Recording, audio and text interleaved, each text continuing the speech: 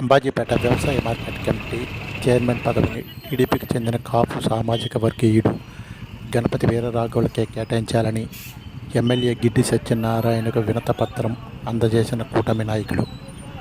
Ambajipeta Venkataraju oil mill నుండి వందలాది మంది ద్విచక్ర వాహనాలపై ఎమ్మెల్యే క్యాంపు కార్యాలయానికి వెళ్లిన కూటమి నాయకులు అంబాజీపేట ఏఎంసీ చైర్మన్ పదవిని పొత్తులో భాగంగా టీడీపీ జనరల్కు కేటాయించారు. ఓసీలో చైర్మన్ పదవి వచ్చేలా కృషి చేయాలని ఎమ్మెల్యే గిడ్డి సత్యనారాయణ కోరారు. కూటమి నాయకులు ఇదే స్టేజ్ మీద ఆశావాహులు ఎవరున్నారో పేర్లు చెప్పమంటే నలుగురు వ్యక్తులు వేసి నలుగురు వ్యక్తుల పేర్లు చేసి సెలెక్ట్ చేసే టైంకి మళ్ళీ ఇక్కడ సెలెక్ట్ చేయకుండా ఎమ్మెల్యే గారికి ఏ విధమైన ఇన్ఫర్మేషన్ లేకుండా సెలక్షన్ మాత్రం ఇక్కడ 6 అడిగారు. అక్కడ పార్టీ ఆఫీసులోని 4 పేర్లు పార్టీ ఆఫీసుకి పంపించారు. కాబట్టి ఈ విషయంలో ఎమ్మెల్యే గారి పాత్ర ఏమీ లేదని జనసేన తరపు నుంచి మేము చెప్తున్నాం. అలాగే ఇప్పుడు అందరూ రిక్వెస్ట్ చేస్తున్నారు కాబట్టి మళ్ళీ పునఃపరిశీలించి ఎమ్మెల్యే గారిని అధిష్టానానికి తెలియజేయమన్నాం. కానీ డెసిషను తెలుగుదేశం పార్టీ నాయకులు మాత్రమే తీసుకున్నారు. ఇందులో జనసేన సంబంధించి ఏ విధమైన సంబంధం లేదు. కాబట్టి ఇప్పుడు అందరూ కూటమి నాయకులు అందరూ అడుగుతున్నారు కాబట్టి ఎమ్మెల్యే గారిని మళ్ళీ మనం రిక్వెస్ట్ చేసి ఎమ్మెల్యే గారిని కోరుతున్నాం. రాఘవుల గారి పేరు ప్రకటించడం ఎందుకు అడుగుతున్నాం అంటే దానికి కూడా చిన్న కారణం. పీగన్నవరం నియోజకవర్గంలో అత్యధిక ఓటింగ్ ఉన్న కాపు సామాజిక వర్గం నుంచి 2 పదవులు వస్తాయని 2 మార్కెట్ కమిటీలు ఏదో ఒకటి వస్తుందని ఆశించాం.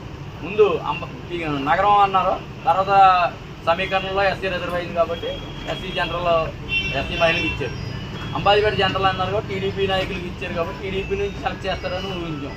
కానీ అది కూడా జరగలేదు. మెజారిటీ కులానికి ఇవ్వటం వలన కొంత జనం ఒక విధమైన హ్యాపీనెస్ పొందుతారు.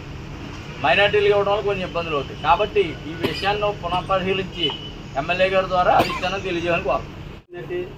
ఎవరైతే ఆశావాహులు ఉన్నారో వాళ్ళ పేర్లు ఇస్తే దాన్ని బట్టి ఒక 3 కుదించి పంపిస్తాను, లేదంటే సింగిల్ పేరు పంపిస్తాను. ఆ మాట రాఘవుల్ గారికి కూడా చెప్పడం జరిగింది. దానికంటే ముందే రాఘవుల్ గారు వచ్చి అడిగితే ఇద్దరు పెద్ద మనుషులు పెద్దబాబులు అలా అందరికి తెలియాలి చెప్తున్నా. వీళ్ళు వచ్చి అడిగితే సార్ మీరు నాకు చెయ్యాలి, ఈ పదవి నాకు కావాలని రాఘవుల్ గారు అడిగితే తప్పనిసరిగా మాట చేయలేదు సార్. మనిషి ఆయన నేను గౌరవిస్తాను. ఏది చెప్పినంట అడగలే. పార్టీతో సంబంధం లేదు. ఇక్కడ పెద్ద మనుషులు పార్టీతో సంబంధం. ఎందుకంటే నేను ఎలక్షన్ సందర్భంలో వచ్చిన తర్వాత ప్రత్యేకించి వాళ్ళ మిల్ దగ్గర మీటింగ్ పెట్టి నాకు కొత్త తెలియదు కూడా ఆయన అన్ని క్వశ్చన్స్ పెట్టుకుని చేసినటువంటి సందర్భాలు అటువంటి గ్రాటిట్యూడ్ నాకు ఒకటే చెప్పాను. ఇక్కడ తిని అక్కడ మాట్లాడి చెప్తుంది కాదు. అయినా కూడా మరి ఈ విధంగా చేశారంటే దీంట్లో ఎవరు ద్రోహం చేశారు, ఎవరికి చేశారు చెప్పండి. ద్రోహం ఎవరు చేశారు, ఎవరికి చేశారు?